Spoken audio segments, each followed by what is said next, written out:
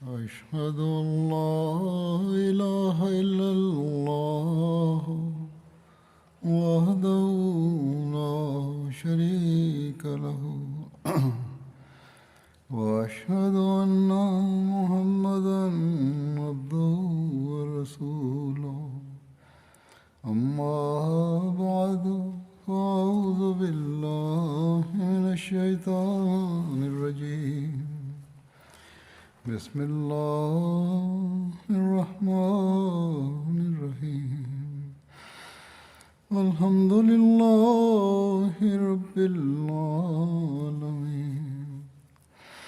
الرحمن الرحيم مالك يوم الدين إياك نعبد وإياك نستعين اهدنا الصراط المستقيم صراط الذين أنعمت عليهم غير المغضوب عليهم ولا الضالين.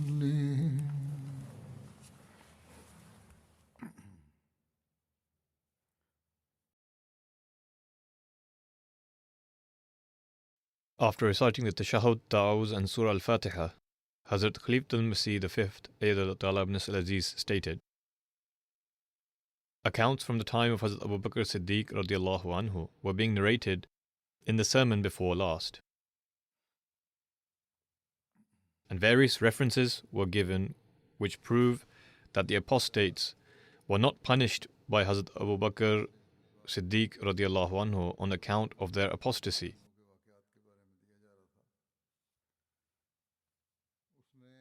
Rather, it was in response to their rebellion and fighting.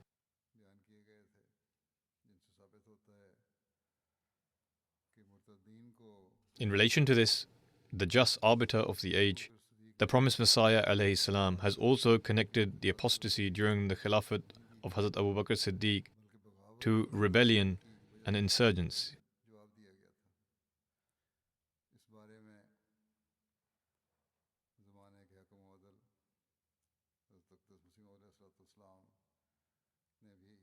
Whilst mentioning Hazrat Abu Bakr's level of courage and bravery, the promised Messiah alayhi salam states,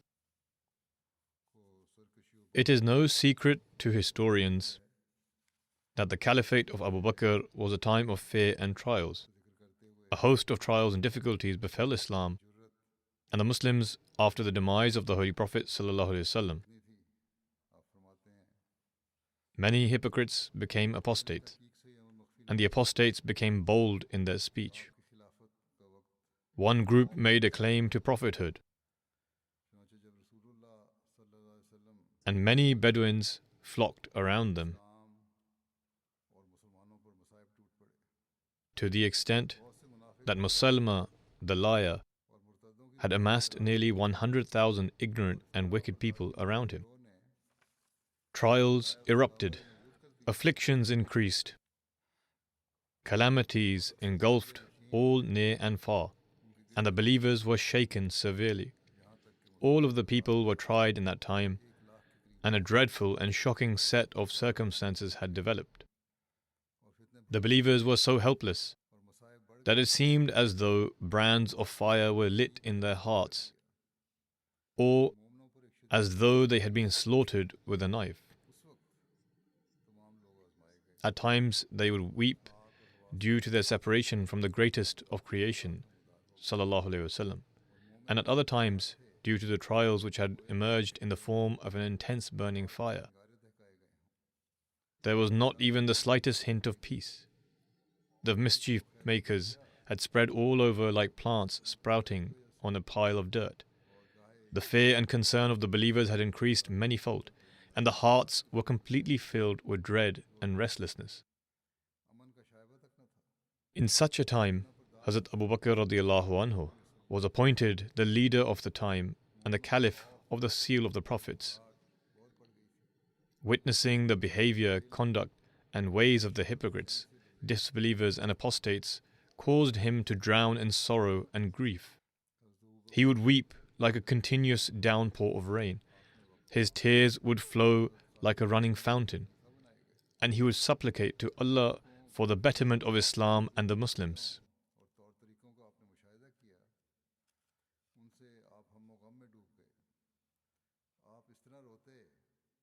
It has been narrated by Hazrat Aisha radiallahu anha,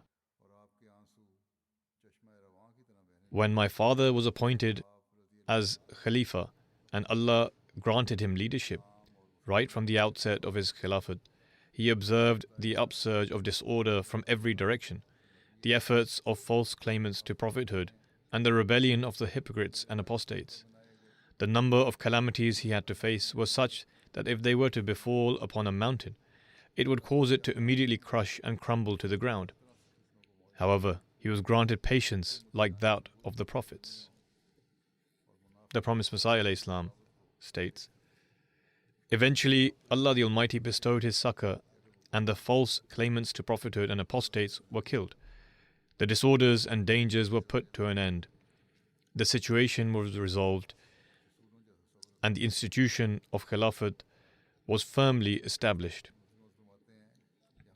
Allah the Almighty saved the believers from the calamity, transformed their state of fear into peace, and established for them their religion. He established the entire land upon the truth and utterly humiliated those who sought to create disorder. Allah fulfilled His promise and granted support to His servant, Hazrat Abu Bakr Siddiq radiallahu anhu, and destroyed the leaders of the rebellion and their idols. The hearts of the disbelievers were completely overawed, and they ultimately repented. This indeed was the promise of Allah, who is the all-powerful and most truthful. Thus, ponder how all the characteristics and hallmarks of Khilafat were fulfilled in the person of Hazrat Abu Bakr Siddiq radiallahu anhu.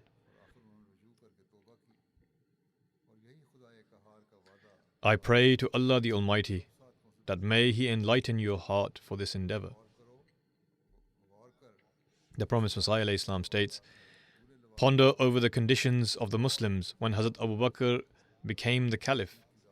Owing to the trials faced at the time, Islam was in a fragile state, just like that of a person who has been burnt to the core.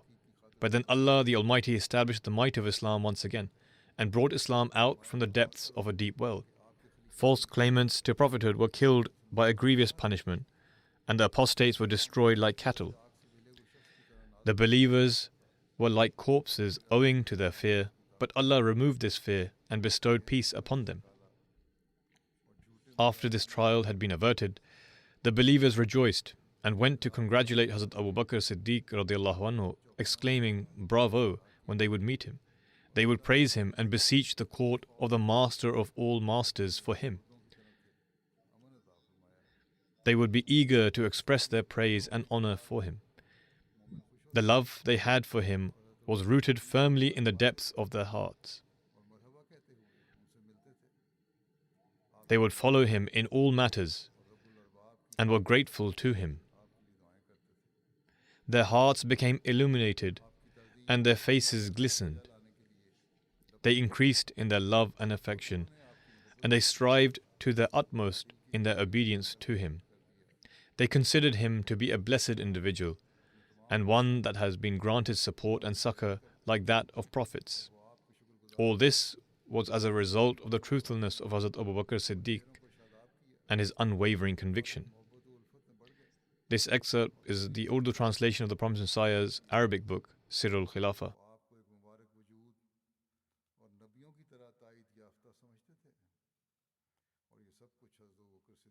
Hazrat Abu Bakr Siddiq radiallahu anhu sent various expeditions to subdue the apostasy and rebellion. As has been mentioned earlier, that following the demise of the Holy Prophet sallallahu alaihi wasallam, almost the entire Arab peninsula became apostates. Among them were some who only refused to pay the zakat, and the action taken against them by Hazrat Abu Bakr Siddiq has been mentioned previously. The second group were those who not only became apostates, but also rebelled and killed the Muslims.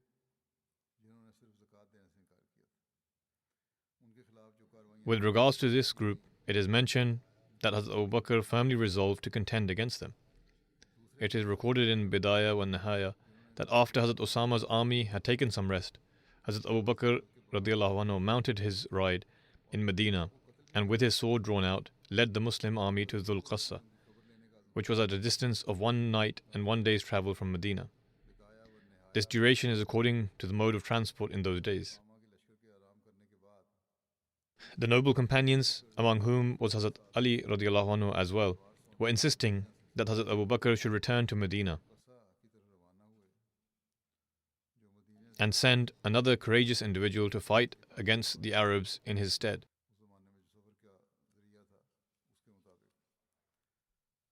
Hazrat Aisha radiallahu anha relates, with his sword drawn and whilst mounted on his ride, my father departed. Hazrat Ali bin Abi Talib came and took hold of the reins of his camel and submitted. O Khalifa of the Messenger of Allah sallallahu alaihi wasallam, I say to you what the Messenger of Allah sallallahu alaihi wasallam stated on the day of Uhud, which was, why have you drawn out your sword? Do not bring upon us the tragedy of your death. Hazrat Ali stated to Hazrat Abu Bakr, do not bring upon us the tragedy of your death. By God, if we are afflicted by a tragedy of your demise, the administrative structure of Islam shall cease to exist. Upon this, Hazrat Abu Bakr returned and sent the army ahead.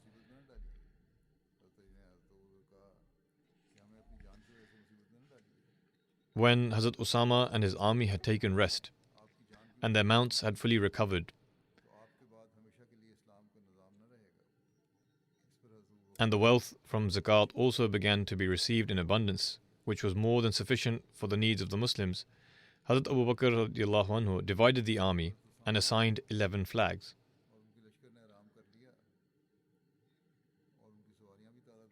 One of the flags was given to Hazrat Khalid bin Walid, and he was instructed to go and fight against Tulayha bin Khuwaylid, and after finishing from there, he was instructed to go forth and fight against Butah bin Malik bin Nuwaira. These were all apostates who sought for war.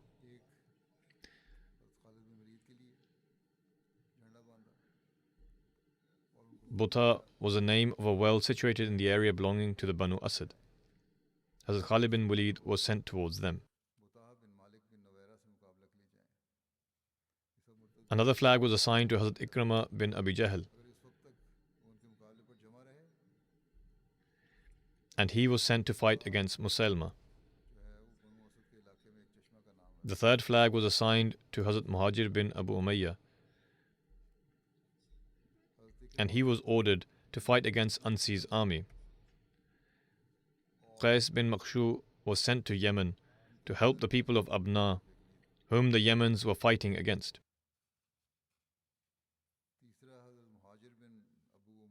Abna were the progeny of a tribe that belonged to Persia and were dwelling in Yemen and had married amongst the Arab people. He was instructed that after finishing from there, he was to go to Hadramaut to fight against Kinda. Hadramaut is also an area in Yemen. The fourth flag was assigned to Hazrat Khalid bin Sa'id bin As, and he was sent towards Hamqatain, which was at the border of Syria. The fifth flag was assigned to Hazrat Amr bin Al-As, and he was instructed to fight against the Quza'a, Wadiya and Harith.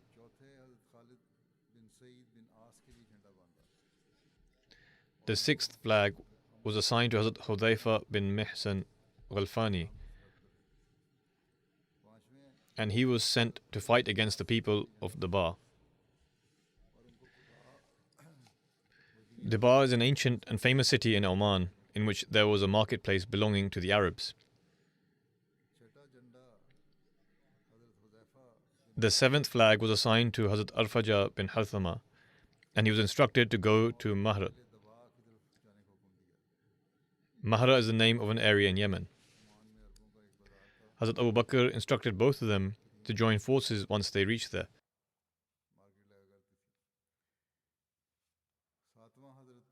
but each of them were to govern their respective areas.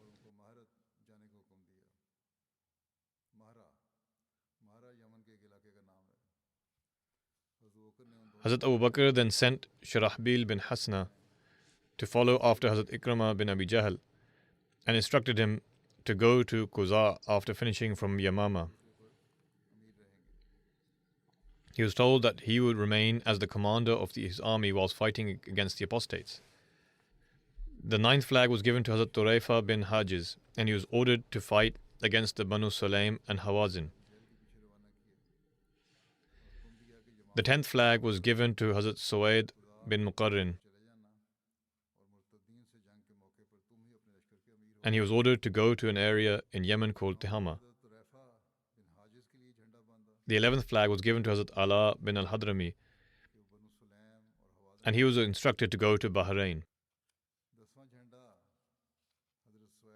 Thus, these commanders departed towards their respective destinations from Dhul Qassa. Hazrat Abu Bakr instructed each commander of the army that whichever areas they travelled through, they ought to gather with them some of the strong Muslims of that area and leave some of them behind to guard their areas. Whilst mentioning this division of the army by Hazrat Abu Bakr radiallahu anhu, an author writes, Dhul Qassa was the designated military headquarters. From here, the organized Muslim army set out to different areas to crush the wave of apostasy. From this military operation, one can gauge Hazrat Abu Bakr's superior intellect and deep understanding of the geographical terrain. The way Hazrat Abu Bakr divided the contingents and the area they were assigned to shows his deep understanding of the geographical area. He was well acquainted with landmarks, various settlements, and the routes across the Arabian Peninsula. It was as if the model of the entire Arabian Peninsula was before his very eyes, just as is the case in military command centers of today, which are equipped with the latest technology.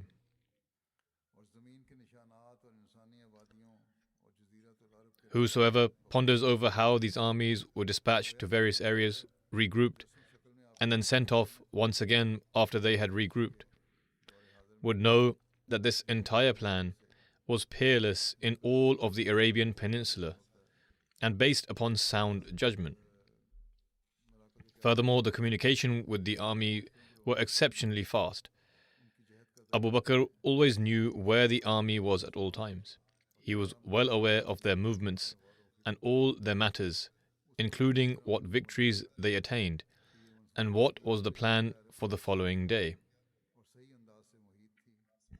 Communications were so effective and quick that the reports from the battlefield were constantly reaching Abu Bakr in Medina, the command center. He could communicate with all of the armies at all times. Among the messengers going between the battlefield and Medina, the noteworthy names include Abu Khaythama Ansari, Salama bin Salama, Abu Barza Aslami, and Salama bin Waqsh.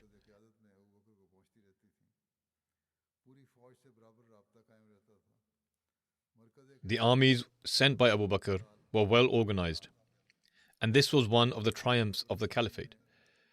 Among the ranks of the army, aside from skillful leaders, there was discipline as well. In addition to this, they were already experienced in warfare. Through the expeditions and battles fought during the time of the Holy Prophet ﷺ, they had gained excellent experience in military tactics. The military strategy of Abu Bakr's reign was superior to all other military powers in the entire Arabian Peninsula. The commander-in-chief of the entire army was Khalid bin Walid, the unsheathed sword of Allah, whose genius played a unique role in Islamic victories and against the wave of rebellion. The military division of the Muslim army proved to be highly effective because the apostates were scattered in far-off areas and were not organized. They had not yet grouped in order to face the Muslims. Large tribes were scattered across distant regions. Therefore, there was not enough time for them to organize themselves, because the wave of apostasy had only begun some 3 months earlier. Secondly, they were unable to gauge the threat posed to them by the Muslims. In their own estimation, they thought that they would wipe out the Muslims in a matter of months. For this reason, Abu Bakr sought to launch a sudden attack and quash their strength and power before they managed to gather support for their false doctrine.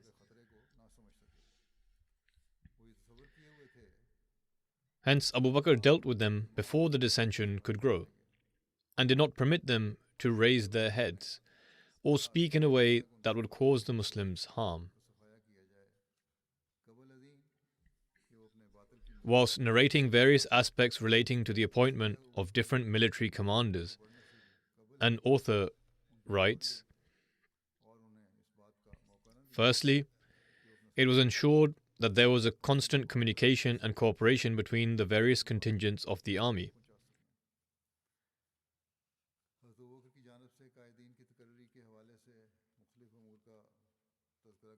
Despite the fact that they were dispatched to different locations in several directions, they were all linked together and on the same page. They regrouped and then departed once again for the same purpose. Even though the Caliph was residing in Medina, the absolute control of all affairs of the army was in his hands.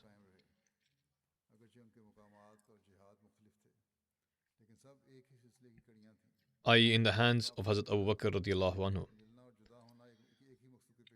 Secondly, Abu Bakr Siddiq radiallahu anhu kept one contingent of the army behind to safeguard Medina, the capital of the Caliphate. Furthermore, in order to seek counsel with regards to matters of administration, he kept a party of the eminent companions behind. Thirdly, Abu Bakr knew that among the areas afflicted by apostasy, there were strong Muslims present there. He became worried lest these Muslims suffered the wrath of the idolaters. For this reason, the commanders were ordered to join those Muslims with them who possessed strength, and also appoint some people for the protection of those areas. Fourthly, with regards to the war with the apostates, Abu Bakr adopted the notion of al-harbu khudda. They would show their intent towards a certain destination, but they intended to travel elsewhere. He took the utmost care and precautionary measures, lest their plans were discovered. Thus, under the leadership of Abu Bakr, political expertise, deep insight and knowledge, and swift victory and support were all manifested.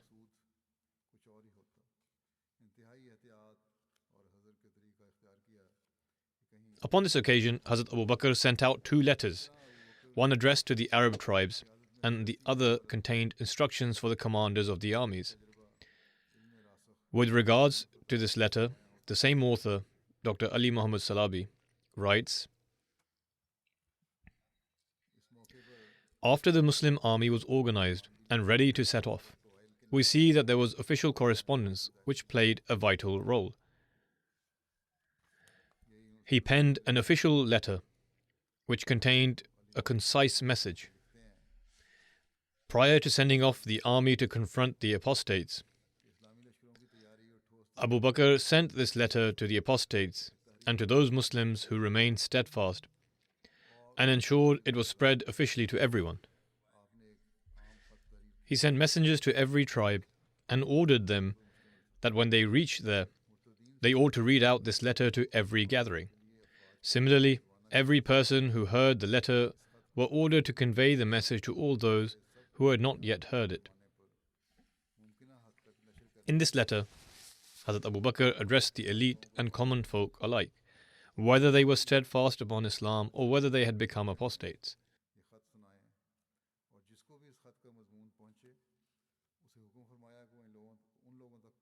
The letter of Abu Bakr to the tribes has been mentioned in most detail in At-Tabari.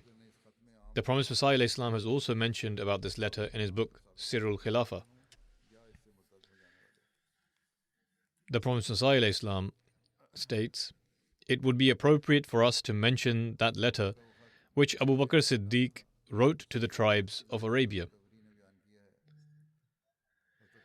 Those who read this letter will progress in their faith and insight and learn how Abu Bakr Siddiq upheld the sanctity of the commands of Allah and how he defended all aspects of the practices of the Holy Prophet. The Prophet ﷺ then mentions the letter, which begins as follows: In the name of Allah, the most gracious, ever merciful. This letter is from the Caliph of the Messenger, addressed to all people, whether they are of the elite or ordinary citizens, whoever it may reach, whether they have remained steadfast upon Islam or have abandoned it. Peace be upon all those who did not revert to misguidance and ignorance after having attained guidance. I praise Allah before you, besides whom there is none worthy of worship. I bear witness that there is none worthy of worship except Allah. He is one and has no partner. And I also bear witness that Muhammad ﷺ is his servant and messenger. We accept the teachings brought by the Holy Prophet, and we deem anyone who rejects them to be a disbeliever, and will carry out jihad against them.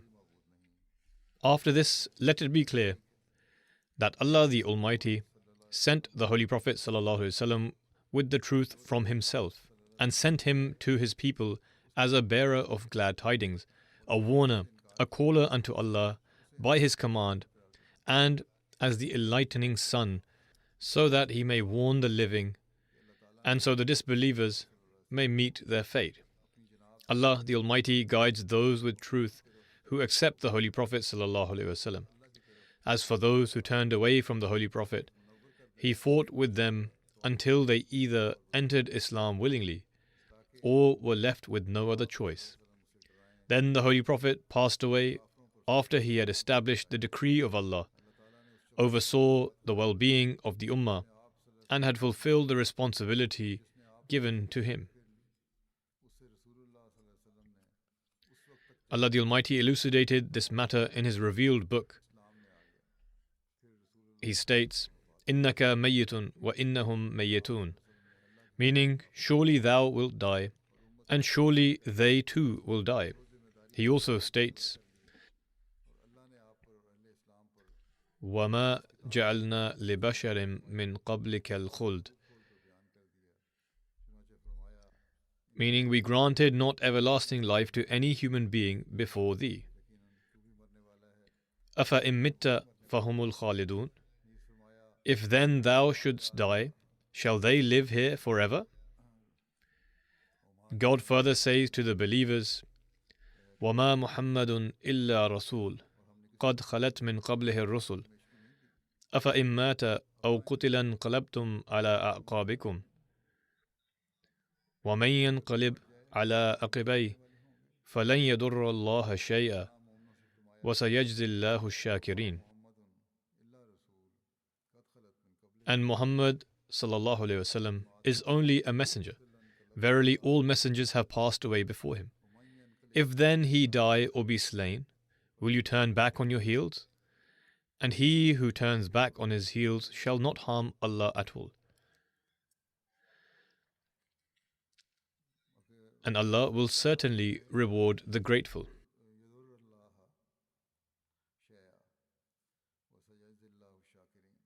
Hazrat Abu Bakr radiallahu anhu further wrote, those who used to worship Muhammad should understand that Muhammad has passed away. Those who worshipped Allah, the One, independent and without partner, should know that He is near, He is living, existing and eternal. He shall never die. Slumber seizes Him not, nor sleep. He protects His works Himself and takes recompense from His enemies and punishes them. I urge you to adopt the fear of Allah and obtain your fortune and destiny that He has decreed, and to implement the teachings which were brought to you by the Holy Prophet ﷺ. You should attain guidance from that which was brought by the Holy Prophet, and hold fast to the faith of Allah. Because anyone who is not guided by Allah has gone astray. Anyone who is not saved by Him will be faced with difficulty, and anyone who He does not help will remain helpless. Hence, only those are rightly guided who are guided by Allah. and those who he deems to be bereft of guidance will remain astray. Allah the Almighty states, مَن يَهْدِ اللَّهُ فَهُوَ الْمُهْتَدِ وَمَن يُضْلِلْ فَلَن تَجِدَ لَهُ وَلِيًّا مُرْشِدًا. He whom Allah guides is rightly guided, but he whom he adjudges astray, for him thou wilt find no helper or guide.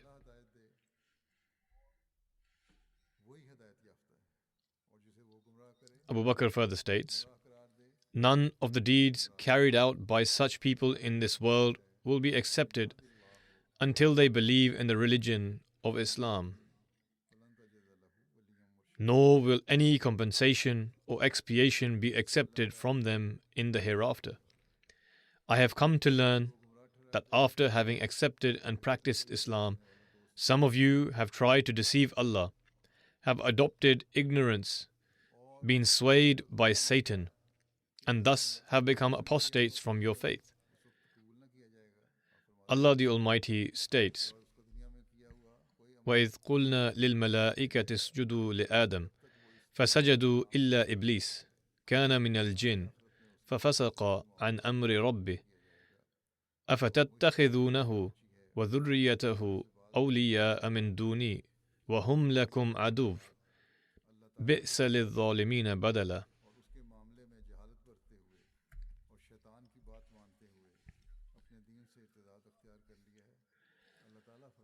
And remember the time when we said to the angels, submit to Adam, and they all submitted, but Iblis did not. He was one of the jinn, and he disobeyed the command of his Lord. Will you then take him and his offspring for friends instead of me, while they are your enemies?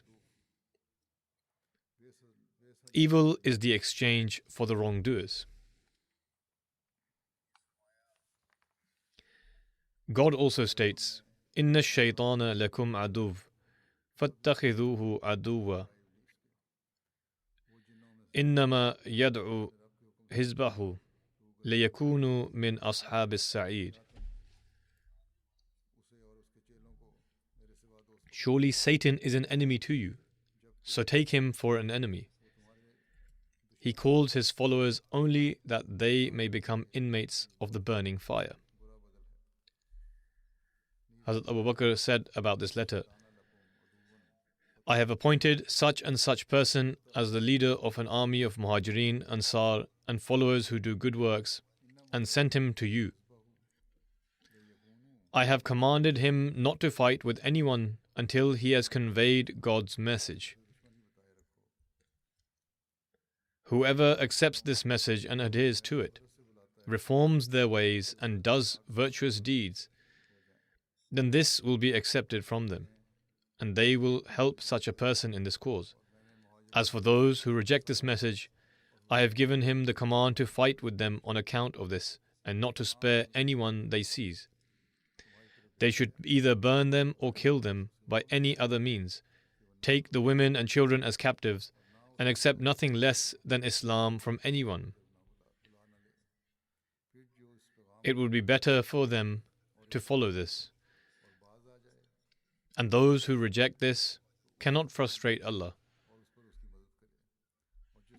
I have given my representative the command to read my letter aloud in every one of your gatherings.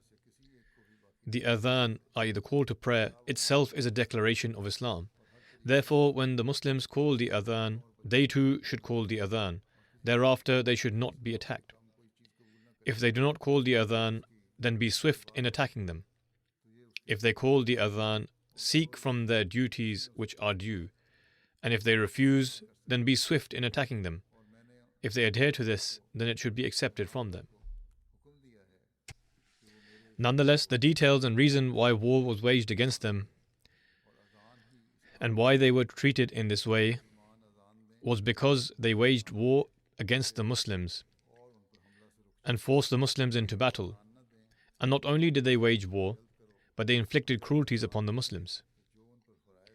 The unarmed and defenseless Muslims that lived in their regions were subjected to their brutality. The second letter written by Hazrat Abu Bakr to the 11 army commanders who have already been mentioned. This letter was addressed to all the commanders of the armies. The letter is as follows. In the name of Allah, the Gracious, the Merciful. The following order is written from Abu Bakr, Khalifa to the Messenger of Allah, addressed to so-and-so, who has been dispatched along with an army of Muslims to fight against the apostates. In other words, the names of the specific commanders were written on the letter. Abu Bakr orders the commanders to fear Allah in every matter. As much as his strength permits, he is commanded to strive and endeavor in the cause of Allah and perform jihad against those who have turned their backs to Allah and have deserted Islam to fulfill satanic aspirations. Firstly, he should give them conclusive proof and invite them to Islam. If they accept the message, then he should cease his fight against them. However, if they do not accept the message, then he should attack them swiftly so as to cause them to surrender. Then he should inform them of their rights and obligations, collect from them what is due, and give to them what has been assigned to them. He should not give them any respite. In other words, such respite that would enable them to regroup and attack the Muslims, such that the Muslims are prevented from fighting against their enemies. And if the Muslims feel that the people will not desist and are desirous of war, then they should not be stopped from battle. This commandment was given to the leaders from that region who were more apprised of the situation. Thus, whoso accepts the commandment of Allah the Almighty and obeys Him, then he should accept this and should be helped in an appropriate manner. War should be waged only against those who accepted what had come from Allah and then rejected it after. If such people accept our invitation, then there shall be no blame upon them, and Allah will hold them accountable for what they conceal thereafter. And whoso does not accept the message of Allah, war should be waged against them, and they should be killed wherever they are found, no matter how wealthy they may be. No offering shall be taken as ransom from anyone except that they accept Islam. Thus, whoso accepts Islam and testifies to it, then this should be accepted from them, and they ought to be taught the teachings of Islam. And whosoever rejects it, in other words, those who became Muslims and then took to apostasy and then resorted to war, they are acting in defiance to the teachings of Islam and should be told about the truth of Islam and the fact that they cannot wage war against governing authority after having testified to being a Muslim. Should be engaged with in battle. If Allah grants him victory over them, then they should be killed brutally with weapons and fire. Thereafter, the spoils of war granted by Allah from them should be distributed, except for the khumus. This should be delivered to me. The commander should prevent his companions from haste and discord, and should not permit a foreigner to enter their ranks until he ascertains who they are. In other words, to be careful not to accept just anyone who could be a spy, and to first investigate and duly evaluate before accepting anyone, lest they turn out to be a spy and create chaos for the Muslims. During travel, he should treat the Muslims with kindness and moderation, and should care for their well-being. He should not command one section of the army to join the other with haste. He should treat Muslims with kindness and be gentle in his speech when he addresses them.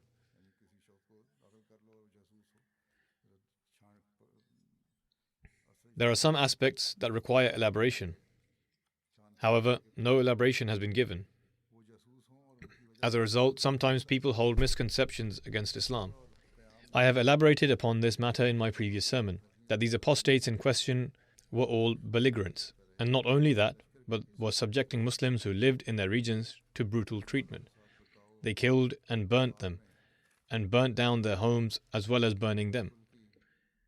It was such people that Abu Bakr declared that revenge should surely be sought, and that they should be punished in the same manner, as has been quoted by the Prophet ﷺ from this letter as well. This is what has been commanded by Allah the Almighty in the Holy Quran, that when it is necessary to take revenge, then the punishment should be the same as what was done by the offender.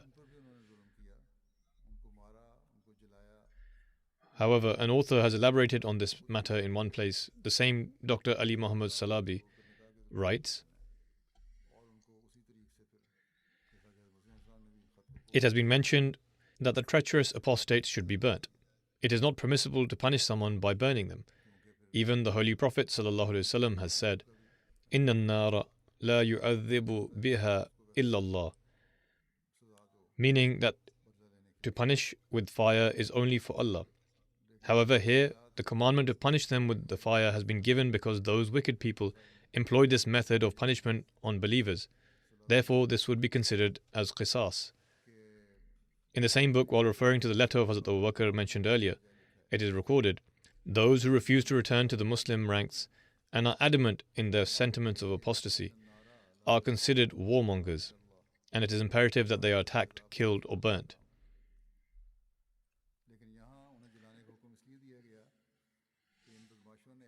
Allah the Almighty has stated this in the Holy Quran as well, that if you are made to face difficulty on account of someone, then punish them in the same manner you are subjected to.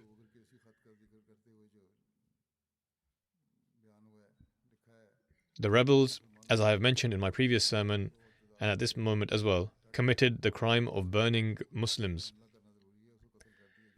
and killing them in a most heinous way. They burnt them, burnt down their homes, burnt their small children, and mutilated them all. Hence, Hazrat Abu Bakr Siddiq radiallahu anhu commanded for those who were involved in this to be killed using the same method they employed to kill Muslims. Nonetheless, there will be more mention of this in the future, God willing. Perhaps during Ramadan there may be sermons on other topics, and so it may be after some time. However, the next sermon on this topic shall contain more details.